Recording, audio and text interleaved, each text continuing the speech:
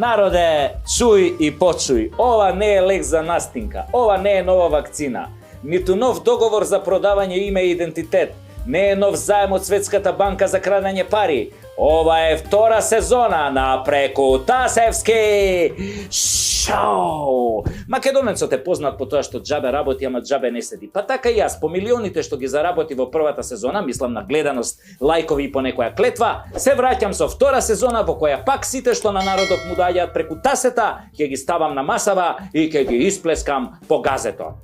Гледате, имаме ново студио, истото е донација од парите на нашите деца, кои што ги заработија од мекици, ги ставија во нивната касичка прасичка, но ние ги украдовме од тамо и успеавме него да го направиме ова што вие го гледате. Камерите пак се донација од едни прекрасни дами, на кои им посакуваме само успех во животот, но и во бизнисот. Делот студиото што го гледате, мислам останатите делови, се донација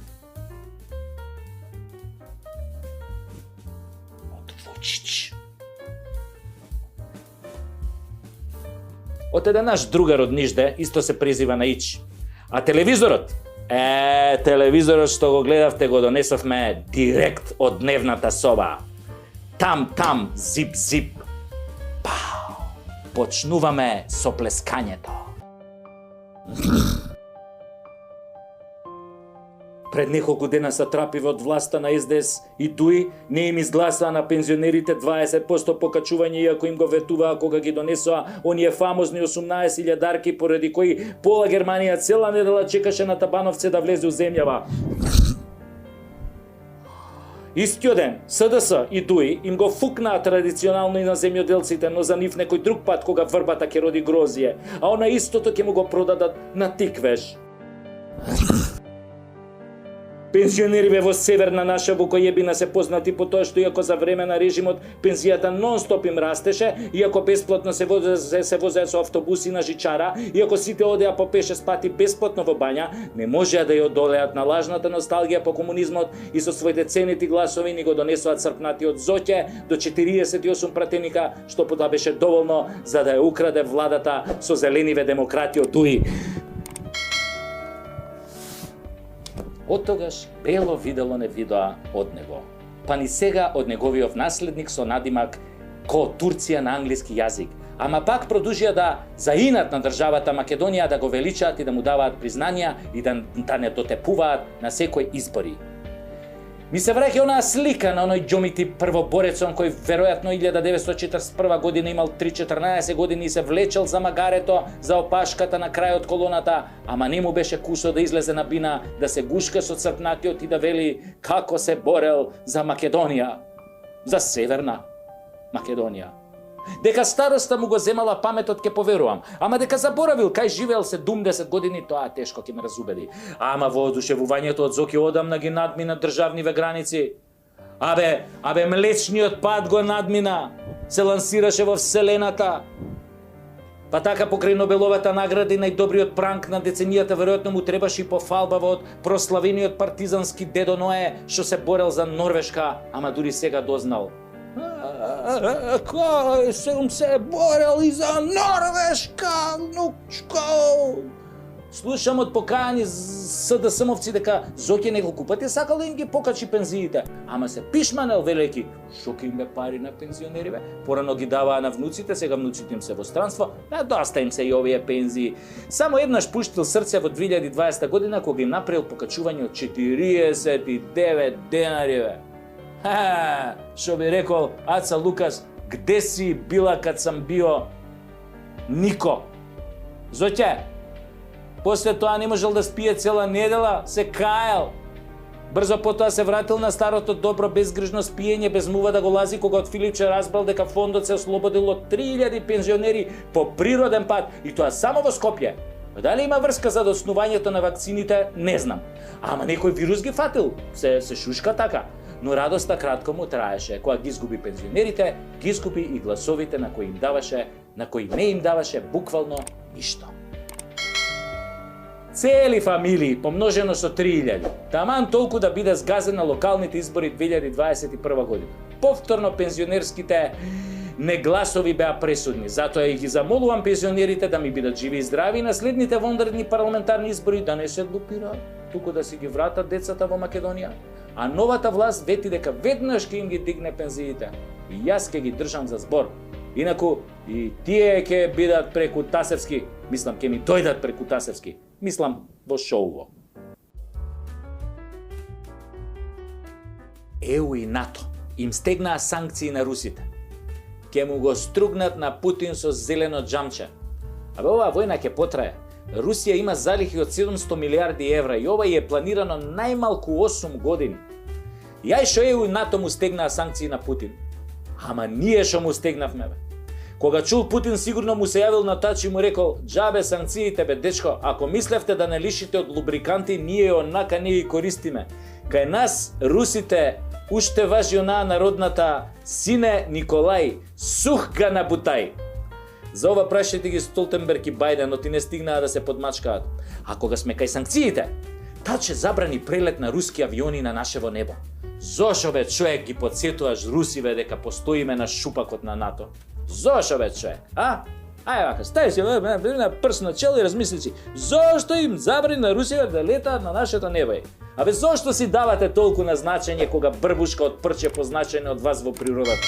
Па моли Бога да не им текне наваму да ги летаат миговите, бе. Веруј, дозвола од тебе нема ни да бараат. Таче, звукот на МиГ-31, ако ти помине на 200 метри над тоа тимбата, абе одма коса ќе ти порасне од стрес, као Джими Хендрикс ќе станеш у тоа главата. Foxy lady, come on and get ya, бам бам бам бам бам. Па уште ако те замалаат со 2 ракети, па ќе немаш што да пријавиш у анкетен лист кој ќе си одиш од функција, бе. Ќе пишеш: "Абе, прелетаа русите без моја дозвола и сега немам ништо. Гол сум ко пиштол." Освен што порасна нели косото Амигот 2037 кога прелета на тимбата. Не бе, еј, вас мора да ве дрогираат со нешто, абе 100%. А ми текне на тоа јаболчето што му го даде онаа бугарската новинарка на Таче кога ни дојде Петков на гости. Нели по средбата, откако го прими јаболчето од бугарката, Таче даде една ваква изјава: "Ке победам на овие и на следните избори." Таче, ќе победиш, ама на избор на Ќустендилска убавица. Абе, кој знае каква дрогица му турил Петков во тоа јаболчето што му го дадоа. Нашата власт е квишлиншка и марионетска и како и сите влади на Балканот кои се едногласни во одбрана на НАТО и спинување против мотивите и делата на Путин. Така им е наредено. Затоа на нашите пострани медиуми нема да чуете друго мислење освен тоа дека русите се лошите во случајот. Скорена се, владата побара да се блокираат руските ТВ канали и медиуми во Македонија.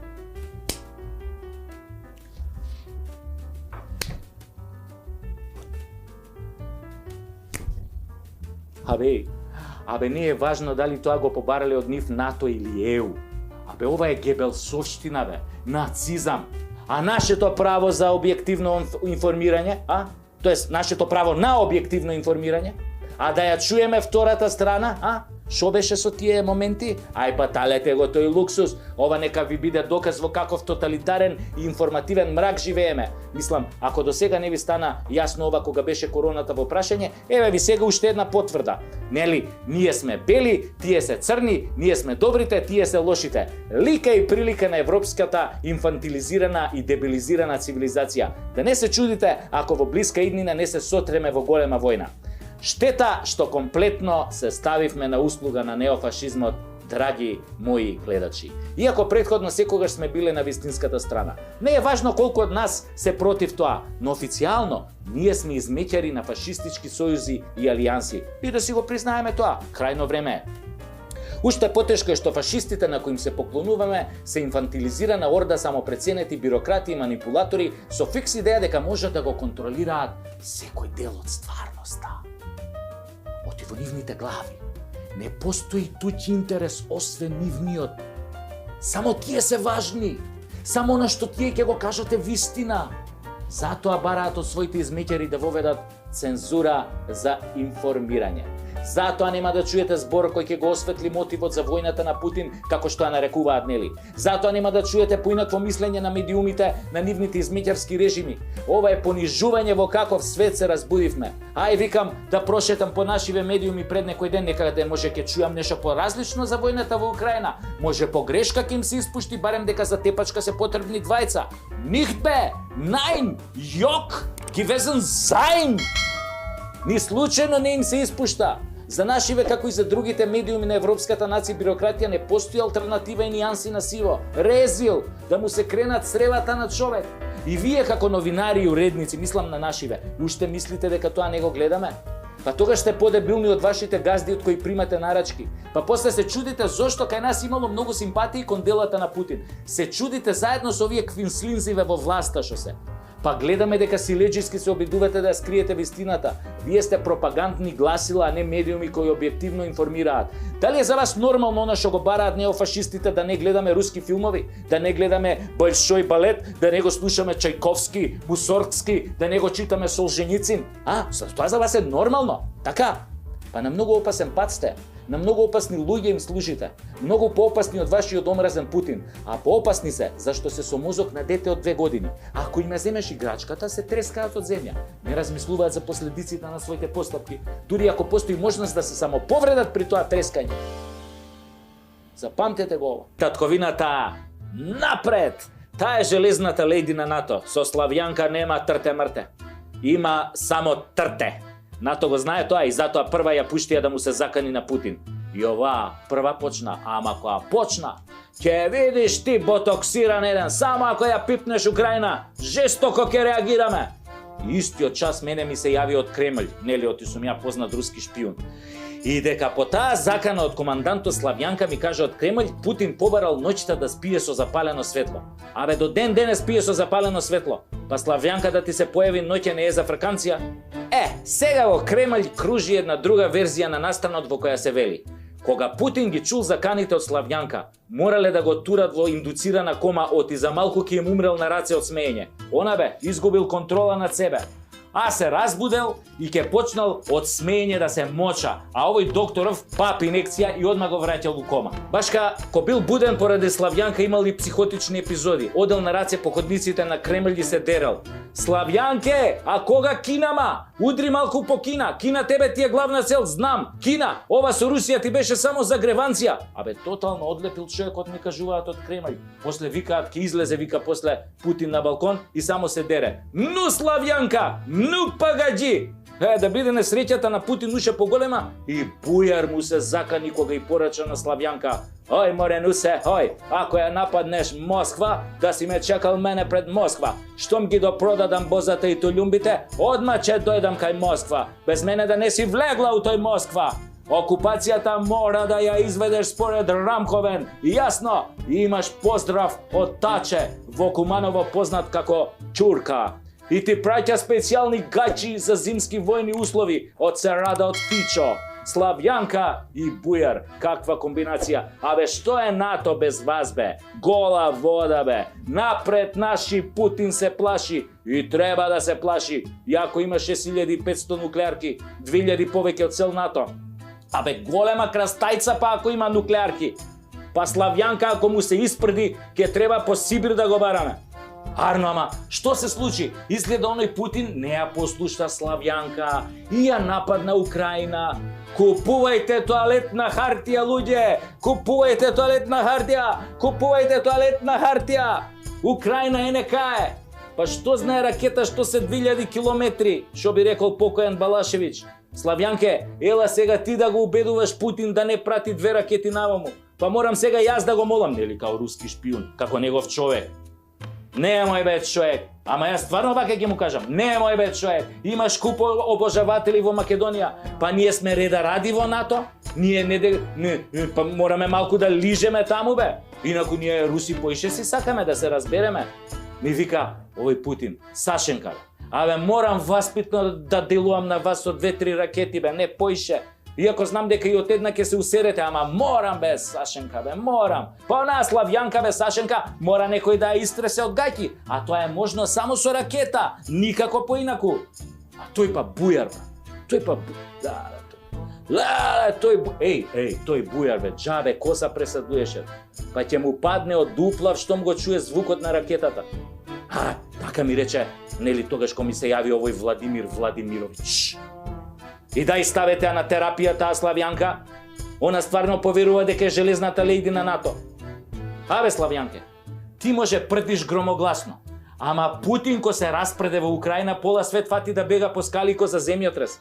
Каде бе, Славјанке, најде да го рчкаш Путин.